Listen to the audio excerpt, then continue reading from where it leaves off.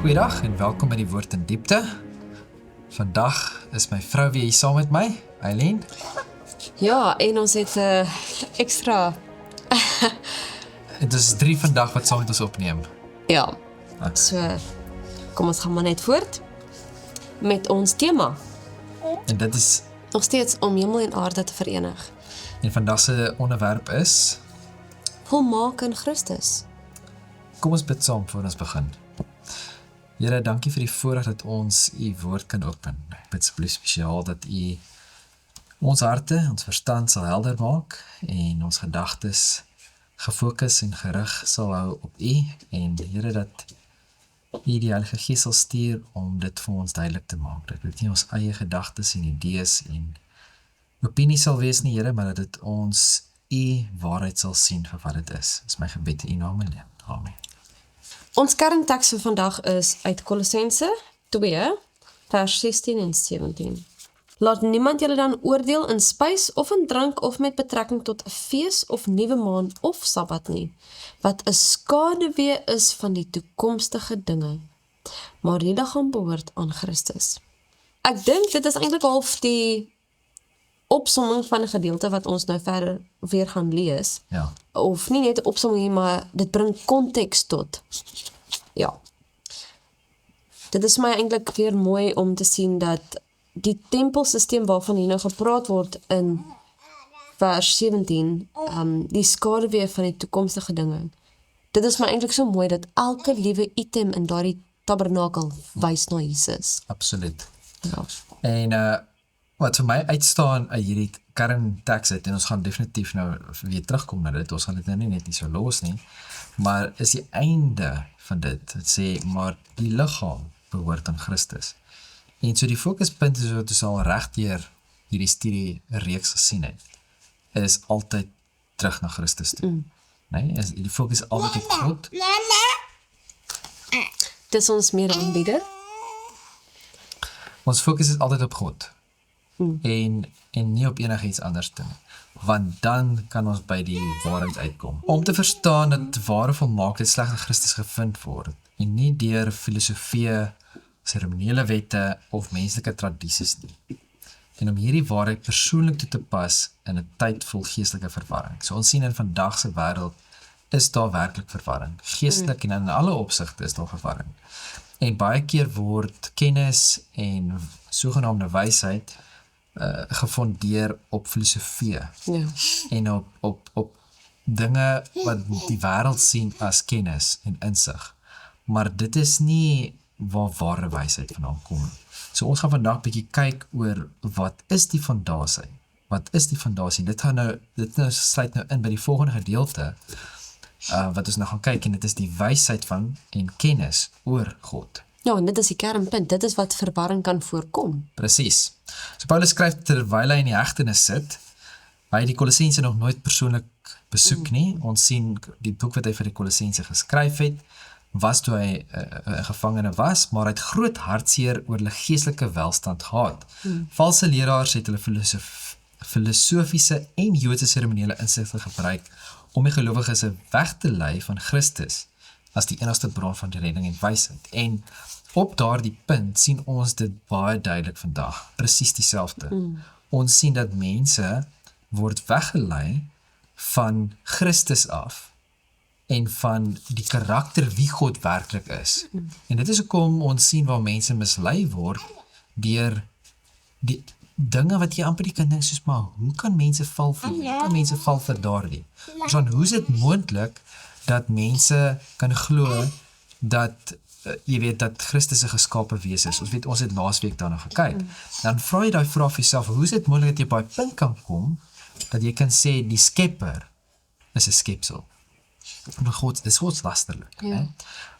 maar die vraag is dus, hoe is dit moontlik? Maar dan kom dit terug na, omdat ons dit wat ons glo, en dit wat ons glo die waarheid is gefondeer op filosofie, op mensekennis en sogenaamde wysheid, en nie die bron, Christus, die woord, soos wat ons sien in Johannes 1 vers 1.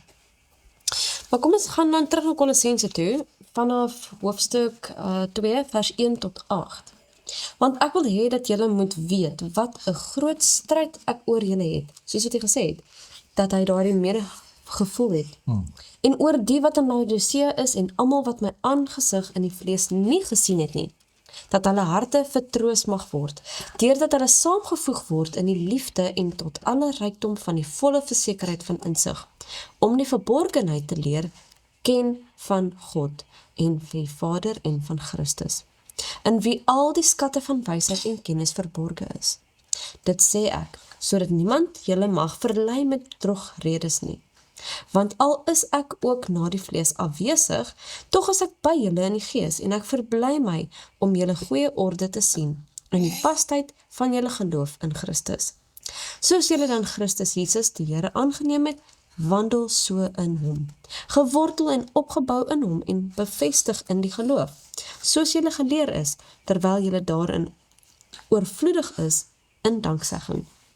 Pas op dat niemand julle as 'n byt wegvoer deur die wysbegeerte en nietige misleiding nie, volgens die oorlewing van die mense, volgens die eerste beginsels van die wêreld en nie volgens Christus nie. Dis waarvan jy nou gepraat het, die filosofieë en al daardie dinge wat nie in die woord se gevestig kan word nie. En wat vir my baie nou hier uitgestaan is, hierdie laaste gedeelte wat jy gelees het, wysbegeertes en nietige misleidinge. Nietige dinge. Dinge wat nie saak maak nie, wat mense groot bohaai opskop en wat baie mense se aandag aftrek van dit waar dit eintlik moet wees. En jy weet, wat vir my mooi is hier so in vers 3, dis in Christus wie al die skatte van wysheid en kennis Ja, van God geopenbaar was. Want dit was verberg, hoekom? Deur ons sonde, wat ons nie in die duisternis amper na God kon na hom toe gekyk het. Ja. So dit is vir my mooi, weer eens, Christus is altyd die fokuspunt. Johannes 14 vers 18 lees, Filippus sê toe vir hom, Here, toon ons die Vader, en dit is vir ons genoeg. Jesus sê vir hom, ek is so lank by julle, en het julle my nie geken nie? Filippus, hy wat my gesien het die Vader gesien, en hoe sien jy toon ons die Vader? So, daai is my, net weer eens, dit wat Christus kom uitleef het, dit is wie God is. ja, En as ons nou net 'n bietjie verder lees, vers 25 en 26, wat Jesus weer sê, dit het ek tot julle gespreek terwyl ek by julle bly. Maar die Trooster, die Heilige Gees, wat die Vader in my naam sal stuur, hy sal julle alles leer en sal julle herinner aan alles wat ek vir julle gesê het. Hierso sien ons dat die Heilige Gees ook die Godheid openbaar. Dit bly nie verborge nie. En ja, daar's 'n groot deel wat doen, want God is ver bo ons gedagtes. Maar dit is die Here self wat homself aan ons openbaar. En as ons weer na Kolossense gaan, hoofstuk 2 vers 4, lees ons verder. Dit sê ek, sodat niemand julle mag verlei met drogredes. Hy waarsku. Paulus waarsku. Hoekom sal mense waarsku van gee? As daar as dit gevaar is. Ja, en as dit nodig is, dat mens attent gemaak moet word op die gevaar. Vers 5, want al is ek ook na die vlees afwesig, tog is ek by julle in die gees, en ek verbly my om julle goeie orde te sien, en die vastigheid van julle geloof in die Christus. Daar moet orde wees in hoe ons dinge doen. In die wêreld is daar orde, in 'n besigheid, in die huishouding, in die kerk moet daar orde wees. En die ding is, ons sien dit in besighede, dat hulle enige goeie, suksesvolle besigheid daar buite, het 'n spesifieke maatreëls, waar volgens die persoon wat in daardie besigheid is, moet leef, en hulle werk moet doen. En as hulle nie daai maatreëls volg nie, daai struktuur volg nie, dan gaan hulle gewaarsku word, en na 'n sekere hoeveelheid waarskuwings, dan gaan hulle afgedank word. Hulle kan nie meer deel wees van daardie besigheid nie. En so ons sien daardie struktuur wat hulle het, bring eenheid vir hulle. Maar nou, want as ons kyk na die Christelike lewe, en ons kyk na die Christelike struktuur, en na die kerk, dan sal ons sien dat ware Christelike eenheid is nie sosiale harmonie nie. Dis nie 'n gesamentlike, dit is nie hierdie tipe ding waar jy weet, ons kom net almal by mekaar, is 'n lekker, Die Engelse woord is community. die Afrikaanse woord is gemeenskap, né? Dit is nie wat kerk is. Die kerk is nie net wat daar vir die sosiale byeenkomste en dit is lekker en is alles net. Dit is 'n gesamentlike vertrou op Christus. Christus bring die eenheid. Nie dat ons nou eenheid in onsself kan bring en dat ons sê dat eenheid in diversiteit en al die goeders wat ons hoor in vandag se wêreld nie. Dat die eenheid wat ons het is op Christus. En in waarheid. 'n Mens kan nie 'n halwe waarheid en die volle waarheid probeer bymekaar meng nie. Byvoorbeeld evolusie en skepping. Die twee gaan nie saam nie, dit kan nie. En dan enige iets soos wat jy dan noem, waar menslike kennis of sogenaamde wysheid die fondasie word van daardie eenheid of van die gemeenskap wat ons het, dan is dit 'n valse fundament. Dit is nie 'n ware fundament, wat beteken, sodra daar enige moeilikhede gaan kom, sodra daar enige uitdagings gaan kom, gaan dit val. Dit gaan nie vasstaan nie. En ons sien dit oor en oor gebeur. Kerke wat nie vasstaan op dit wat hulle nog altyd geglo het nie, of vasstaan op die woord van God nie, en waar hulle baie liberaal word, wat ook al mag wees, sodra daar enige uitdagings gaan kom, dan word hulle verbreek, hulle val uit mekaar uit, want daar is nie 'n ware fondasie nie. Daar is nie eenheid in onwaarheid nie. Presies. So, dan wil ek gou vinnig kyk na 'n paar teksverse. As jy gou vinnig kan blaai na 1 Korintiërs 1 vers 30 toe. Maar deur hom is julle in Christus Jesus wat vir ons geword het, wysheid uit God, en geregtigheid, en heiligmaking en verlossing. En dan Johannes 1 vers 1 tot 4 wat ons nou al 'n paar keer gelees en ons kan dit weer lees. In die begin was die woord. En die woord was by God en die woord was God. Hy was in die begin by God. Alle dinge deur hom ontstaan en sonder hom het nie een ding ontstaan wat ontstaan het nie. In hom was die lewe en die lewe was die lig van die mense. So ons sien dat Christus is ons wysheid. Hy is ons geregtigheid. Hy is ons heiligmaking en ons verlossing. Hy is die woord wat van ewigheid tot in ewigheid daar is. En hy is die bron van alle lewe. Hy is ons lig. Jy sien so wanneer ons kyk na enige aspek in die Christelike wandel om te kyk wat is waarheid. Wanneer ons op soek is na waarheid oor die algemeen. Of ons kan onderskei tussen wat is reg en wat is verkeerd. Dan is daar net een plek waar ons dit kan kry. Dit is in Christus. As ek nie 100% dit kan fondeer op Christus en dit wat die woord vir my wys wie hy is, kan ek nie dit sien of vat as waarheid nie. En as ons net terugkom na ons onderwerp, volmaak in Christus, as ons nie die volmaakte waarheid het nie, dan kan ons nie werklik in Christus bly nie. Ja. So, ons kyk ook na Spreuke 2 vers 6. Want die Here gee wysheid. Uit sy mond kom kennis en verstand. Nie uit die wêreld uit nie, uit die Here uit. So sien, die wysheid kom van God af. Ja. Efesiërs 3 sê vir ons gegrond in liefde om die volheid van God te ken. Ons liefde is gegrond in God en om sy volheid te ken. En Jesaja 33 vers 6 is waar ons die kennis en die heil en die rykdom en die redding kom van Christus. Die vrees van die Here. En so alles wat ons sien kom heeltyd terug na ons Skepper toe. Dit kom heeltyd terug, dit wys heeltyd terug. So wanneer Johannes 1 vers 1 vir ons sê, in die begin was die woord en die woord was by God en die woord was God.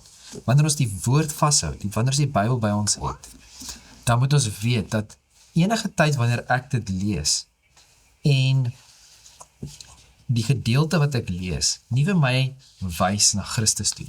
Wanneer ons die Bybel bestudeer en die fokuspunt is ons op enige iets anders te afkom, wat nie enige ergens 'n blik het wat terugwys na Christus toe nie. Maar ons weet ons studeer dit verkeerd.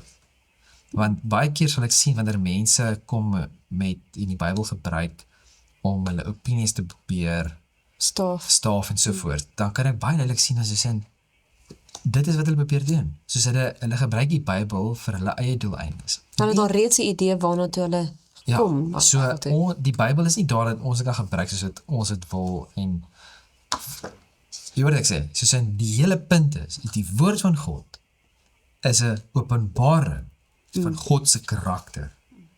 En elke oomblik, wanneer ek die woord open, moet dit God se karakter in my openbaar. Ek moet met die vraag vra, elke teksvers, elke gedeelte in die woord wat ek lees, moet ek myself elke keer vra, wat leer hierdie gedeelte my oor wie God is? Ja.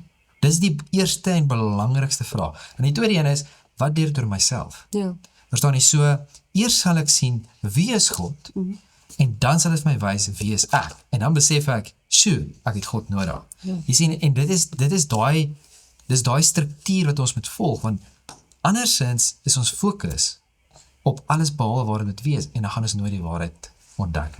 So, wanneer ons in hierdie gedeelte doen van, wat is nou die wysheid en die kennis oor God, is dit krities om te onthou, en die deel van ons studie te maak, dat dit gaan altyd oor God. Ja. En as ons nou die volmaaktheid van Christus weer inkry, hoe is dit dat ons deel van Christus word? Hoe is dit dat ons 'n vaste fondasie in hom kan kry? En ons lees in Kolossense 2, 6 vers 8, soos julle dan Christus Jesus die Here aangeneem het, wandel so in hom. Ingewortel en opgebou in hom en bevestig in die geloof soos julle geleer is. Soos wat ons God aanvaar het, soos wat ons Jesus ontmoet het, soos wat hy in ons lewens uitgewys het, dat ons hom nodig het. Ja. Dit wat ons van moet laat gaan, om by hom te kan bly, so ook is die groeiproses met Christus. As Christene, dan groei ons. En dan gaan die teksvers aan, en dan sê dit, en bevestig in die geloof soos julle geleer is, en oorvloedig daarin met danksegging. Pas op, hier is weer 'n waarskuwing, nee, dat niemand julle beroof deur wysbegeerte en nietige misleidinge nie, soos wat ons net nou gesien het, volgens die oorlewering van die mense, volgens die eerste beginsels van die wêreld, en nie volgens Christus nie.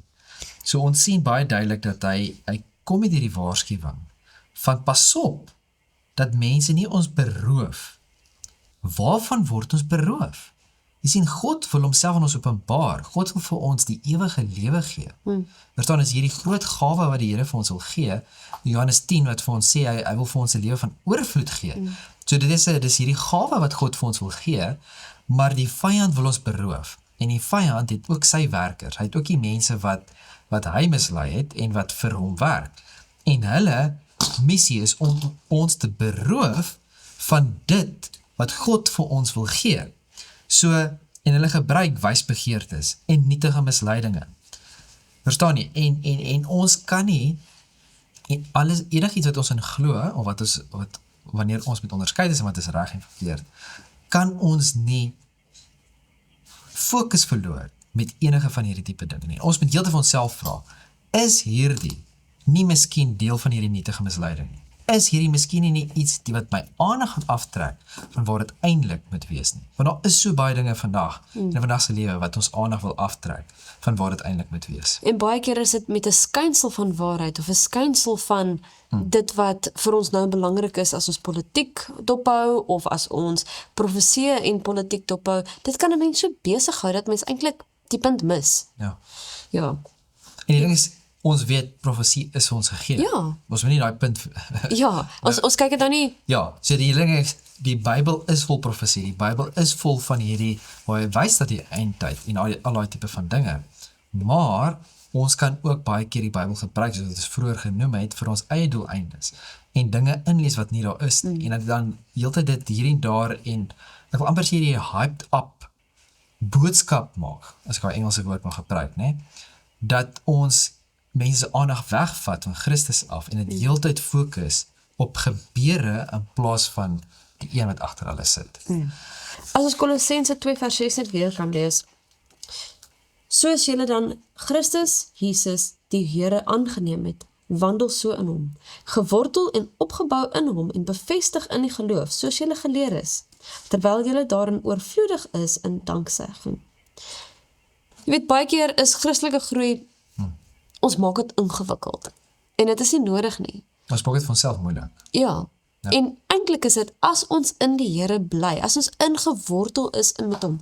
Ons kyk na Johannes 15, wat ons dit so mooi stel, bly in my. Ja.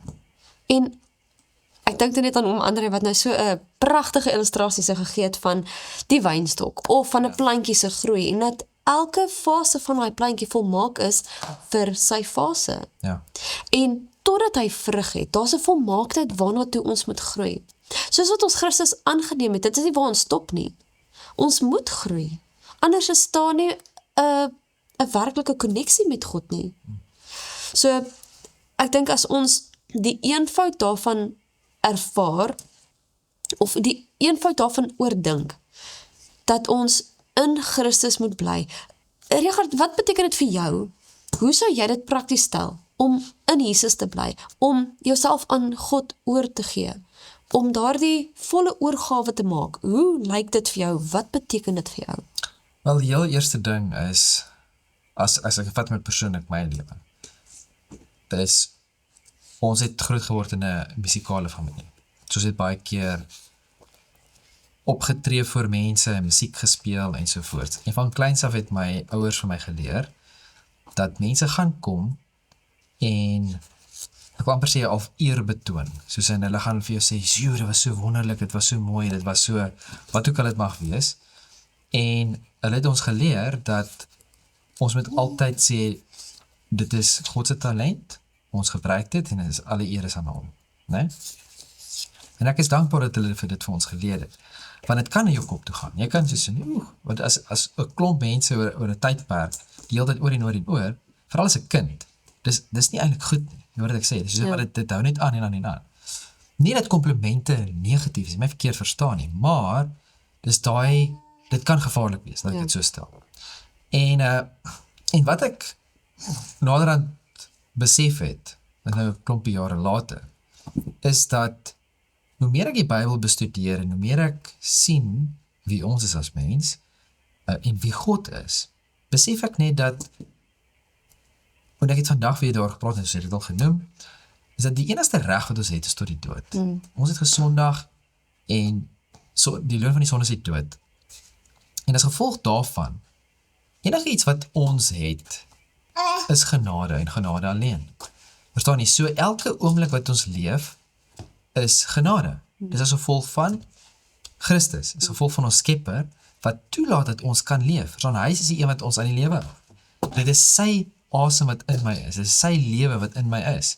Dis hy wat my aan die lewe hou. Verstaan jy? So, die hele prentjie hoe ek kan sien, lang draai, kom door die punt, is dat wanneer jy kyk na die wynstok, wanneer jy kyk na die vrug wat gedra word, en Christus sê, hy is die wynstok, en ons is, jy weet, die takke, en ons is, weet, die vrug moet dan ons dra, is dat ons kan niks uit onsself uit doen, want ek is net stof. Dis wat ek is. Dis 'n klompie minerale en goetertjies en stof, jy weet, wat by mekaar gekom het, net as gevolg van God se woord. Die woord wat hy gespreek het, né? En hy sê, né, hierdie woord wat hy gespreek het, en die asem wat hy ingeblaas het, en nou is hierdie stof 'n mens. Dis lewe. Kan ek enige iets doen in my lewe, en so die Engelse woord is boast, kan ek enige iets doen en sê, sjoe, dis uit myself uit. Nee. Verstaan jy, want dit is God se lewe. Dis alles is van hom af. Ek is niks uit myself uit nie. So, en dieselfde wat ek kom met die wynstok is dat die vrug wat ek dra, is nie uit myself uit nie. Daai mooi vrug, hoe volmaak ook al mag wees, dit is, verstaan nie, ek kan nie enige eer vat daarvan nie, want dis nie uit myself nie, dit is as gevolg van God, die Skepper, wat genade toon aan ons, dat ons dit kan dra, dat ons kan lewe, dat ons die goeie werke kan hê, en kan doen, sodat ander mense sy karakter kan sien, en dat hy verheerlik kan word. So, weer eens, die volle oorgawe aan Jesus, hoe doen mens dit prakties? Ek dink so die hele punt is om te besef, soos dit ek nou net genoem het, om tot daai besef te kom. Want jy kan besef, luister hierso, ek is niks. Want voor jy nie dit kan besef nie, kan jy nie jouself oorgee ten volle aan Christus nie. Daar gaan altyd 'n punt wees waar jy gaan soos in, jy kan miskien probeer, of jy kan sê jy doen dit, maar as jy nie ten volle besef, dat jy is niks, sonder God, is jy niks nie, jy stof, kan jy nie jouself ten volle oorgee nie. Ja, en ek dink, soos wat jy sê, as ons daardie vertroue, as ons God ken, kan ons daai vertroue in hom plaas, dat ons onsself oor kan gee en hom kan vertrou, want kyk wat doen hy al reeds vir ons. Ja. En ek bedoel, ons sien 'n baie mooi voorbeeld, Jesaja 17, en dan ook in Psalm hoofstuk 1, wat sê, 'n boom wat geplant is by waterstrome, né? Sê maar, wat 'n boom, né? En hy dra wonderlike vrug, en hy het die mooi blare, en hy is ongelooflik mooi. Kan daai boom enigstens groei tot daai punt, en daai vrug dra, en al die mooi blare hê, as hy nie water gehad het? Nee. Presies die punt. So, hoe kan ons dan enige eer tot onsself vat? Is, jy wat ek sê, want die lewe kom van Christus af. Daar is so baie wat mense nog kan sê, maar daar is iets spesifiek wat ek baie graag by wil uitkom. En dit is in Kolossense, die deel wat ons nou gelees het, en dit eintlik by ons hoofteks. Maar as ons dalk net lees vanaf vers 11, nog steeds in hoofstuk 2, in wie julle ook besny is met 'n besnydenis wat nie met hande verrig word nie, deur die liggaam van die sondige vlees af te lê in die besnydenis van Christus, omdat julle saam met hom begrawe is in die dood waarin julle ook saam opgewek is deur die geloof in die werking van God wat hom uit die dode opgewek het. En julle wat dood was deur die misdade en die onbesnedenheid van julle vlees, het hy saam met hom lewend gemaak, deurdat julle al die misdade vergeef het. En die skuldbrief teen ons, wat met sy insettinge ons vyandig was, uitgedelg en weggeruim het, deur dit aan die kruis vas te naal, nadat hy die owerhede en magte uitgeklee het, en hulle in die openbaar toongestel, en daardeur ook hulle getriomfeer het. Laat niemand julle dan oordeel in spys of in drank of met betrekking tot 'n fees of nuwe maan of Sabbat nie, wat 'n skaduwee is van die toekomstige dinge, maar die liggaam behoort aan Christus. Wat is aan die kruis vasgenaal? Want zijn kruis was genomen. Ja, en nie net fisies Christus nie. Wat word hiervan gepraat? Wat aan die kruis vasgenaal word? Daar so die skuldbrief teen ons. Wel, as ons kyk, om op die punt te kom, dus om te verstaan, wat is mee weggedoen by die kruis, as ek het so kan stel, is, dat we dus kyk, wat het gebeur by die kruis? Wie was Christus? Die lam van God. Hy was die volmaakte lam, die volmaakte offer. Ja. Verstaan? Wat beteken het, hy het die offerstelsel tot 'n einde gebring, omdat dit nie meer nodig was nie, want die offerstelsel het gewys na die Christus, ware lam ja. wat gaan kom. Nou het die ware lam gekom, en nou is dit nie meer nodig vir die offerstelsel, en dit is hoekom die gordyn geskeur het. Ja. Nee? Van bo na onder. Van bo na onder toe. En die offerstelsel tot 'n einde gekom. So die seremoniële wette en die offerstelsel wat God gegee het vir Israel, wat heeltyd alles na, al die feeste, alles het gewys na Christus wat gaan kom. En omdat hy gekom het, die volmaakte offer, die volmaakte lam, is dit nie meer nodig om die seremoniële wette, die offerstelsel te volg nie. Het jy al ooit gehoor dat hierdie vers gebruik word teen Sabbathou? Ek het al gehoor dat daar mense, wel ek het al met mense gesels, wat die teksvers gebruik, spesifiek om te sê dat die 4de gebod, wat in die 10 gebooie is, weggedoen is. En dat hierdie 'n bewys is daarop. Maar Vers 17 gee ons nou juist die konteks dat dit die seremoniële, die tabernakelwette was. So as ons kyk na die feeste en die offerstelsel wat God ingestel het in die Ou Testament, dan kan ons baie duidelik sien dat baie van daardie feesdae was verwys na sabbate. Verstaan nie, dit is die sabbate wat hulle onderhou het, want hulle die dag het hulle onderhou as 'n sabbat. So maak nie saak wat se dag het opgeval het, dit kan op 'n Dinsdag of 'n Sondag of 'n Maandag, waar ook al, daardie dag was gehou as 'n sabbat, want dit was 'n fees wat dan 'n spesifieke fees gewees wat van deel was van die offerstel, wat deel was wat vooruit gewys het. So en dit is hoekom Paulus spesifiek hierdie gedeelte noem dat hierdie is nie meer geldig nie. Verstaan nie, want dit het alles vooruit gewys en dit is nie meer nie, want die fokus is Christus. Ja. Verstaan? En dit is wat ons nou sien in hierdie hele studie wat ons doen vandag, is dat dit is waar die fokus is. Want die verlossingsplan, die groei wat plaasvind in ons as Christene, is as gevolg van Christus. Soos ek gesê het, vers 17 gee konteks. Daar is nie enige noeming van spys en drank, feeste en nuwe maan en sabbate in die 10 gebooie nie.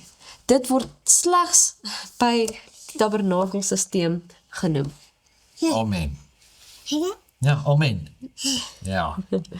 So, die ding is, so ons kan baie duidelik sien, die 10 gebooie kan nie in die kruis vasgenaal. So, baie keer praat hulle van die 10 gebooie, mense, maar eintlik bedoel hulle die Sabbat. Want dit is die een wat normaalweg 'n probleem is vir spesifieke mense. En ons kan sien, die 10 gebooie kan nie wees nie, want dit is die morele wet. Ja. Dit is 'n wet wat vas staan, en selfs Jesus se eie woorde was dat nie een jota of titel van hierdie wet sal weggaan nie, né? So, en as dit nie was vir die morele wet wat vas staan tot in ewigheid nie, dan was dit nie nodig dat Christus vir ons kom sterf het nie, want sonde is die verbreeking van die morele wet. So, dit is baie duidelik. So, ons kan die hele uur of 2 of 3 of 4 hier besig wees hiermee, maar dit is baie duidelik as ons die Bybel gaan bestudeer, dat dit nie gepraat word van die morele wet van God nie. En weer eens vers 17 wat sê, die skaduwee is van die toekomstige dinge. Alles is volbring in Christus. In die volgende gedeelte, die gebooie van mense. Kolossense 2 vers 20 tot 23. As julle dan saam met Christus gesterwe is vir die eerste beginsels van die wêreld, waarom laat julle asof julle in die wêreld lewe deur insettinge voorskrywe? Raak nie, smaak nie, roer nie aan nie. Dinge wat almal tot niet gaan deur gebruik ooreenkomstig die gebooie en lering van mense. Dit het wel 'n skyn van wysheid en eie sinnige godsdiens en nederigheid en gestrengheid in die liggaam, maar dit is van geen waarde teen die bevrediging van die vlees nie. Ja, kyk, ek dink dit wys dit weer eens, dat die skyn van wysheid, en baie keer sien ons die dinge in die wêreld wat vir jou lyk soos iets wat, dit is eintlik baie slim gesê, of dit maak logies sin, tot 'n mate. Of baie keer, soos ek het jou al in die verlede voorbeeld gegee, daar's baie keer dat mense goed rondstuur op WhatsApp of Facebook, wat ook al, en as jy dit lees, jy lees dit net een keer vinnig deur, dan klink dit so mooi, dit klink so, jy weet wat is die woord wat ek soek, maar jy weet, dit maak sin op 'n sekere mate, maar sodra jy dit vir 'n tweede keer gaan lees, en net bietjie stadiger lees, as jy agterkom, maar hierdie maak glad nie sin nie, en dit kan nie waar wees nie, verstaan nie, so baie keer is dit goed wat miskien kan voorkom, om oulik te wees, en om waar te wees, maar dit is nie, want dit het hierdie voorkoms, hierdie skynsel, van kennis en van wysheid, maar dit is nie. En die gebooie van mense is my eintlik baie snaaks, as mens kyk na die wetgewing van verskillende lande. Hoeveel duisende wette is daar? En hoeveel mense breek hulle almal elke dag? Nee? Ja. Meer wette maak nie eintlik dit beter of meer volledig nie. Kyk, God het in sy wysheid 10 wette gegee. En dit dek alles. Dit dek alles wat nodig is vir Dit is die samelewing. fondasie. As ons kyk na baie lande se konstitusie, né? Die konstitusie Grondwet. Die grondwet, né? Dan kan ons sien dat baie van hierdie lande waar daar baie vryheid is, selfs in Suid-Afrika, Amerika en so voort, né? Kan jy sien die waardesisteem wat die mense gehad wat dit opgestel het, jy het dit eintlik opgestel volgens die 10 gebooie. Verstaan jy? Dit kom terug na die wet wat God vir ons gegee het, want dit is die beste fondasie wat ons kan kry. Ja.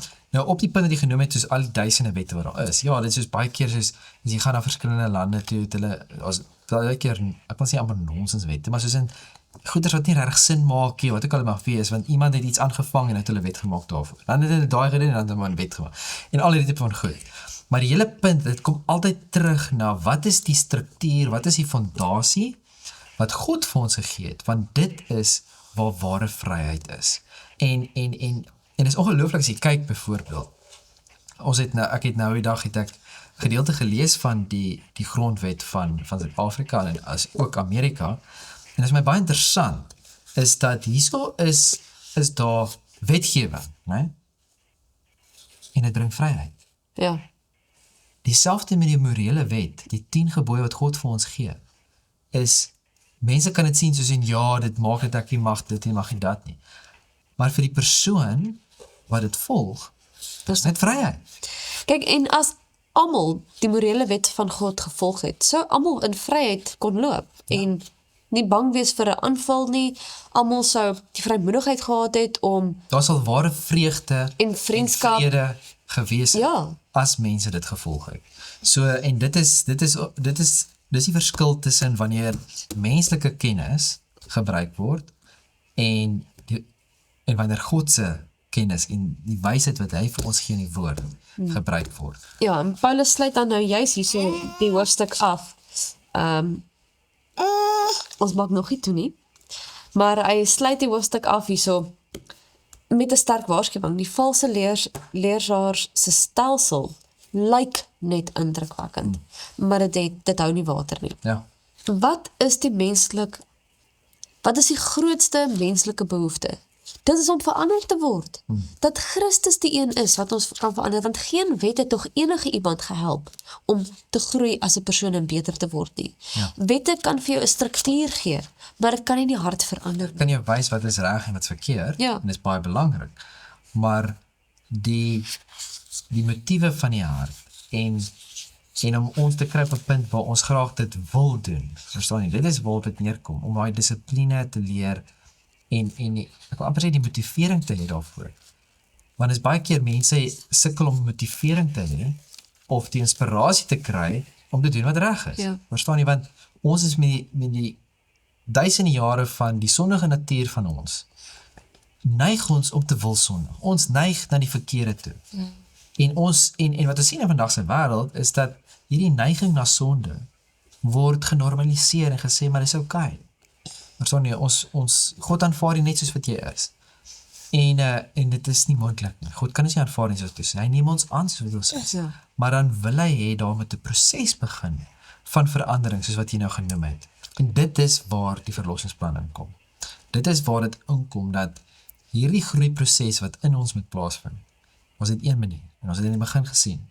Ons fokus het geskuif van dinge om ons, van onsself af en dit moet gevestig word op Christus. Dis die enigste manier hoe ons waarlik kan groei en verander. En dis daai valse leer wat ons in die wêreld teekom, wat ons nie van sonde kan bevry nie. En daarom moet ons fokus Christus wees. Jy sien, die vraag wat ons onsself moet vra, is ek lewend in Christus? Is my lewe volgens Christus? Kan ek sê dat ek is ingeënt op die wynstok?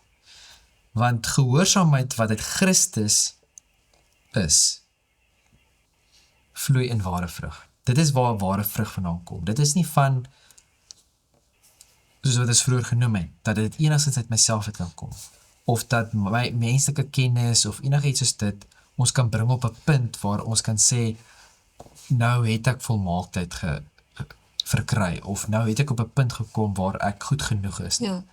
Want ons sien baie keer, daar is gelowe daar buite, en selfs in Christelike sirkels is daar sekere kerke wat glo dat werke belangrik is, in die sin dat dis my werke wat gaan saak maak op die ou end, wat gaan maak dat ek gered gaan word.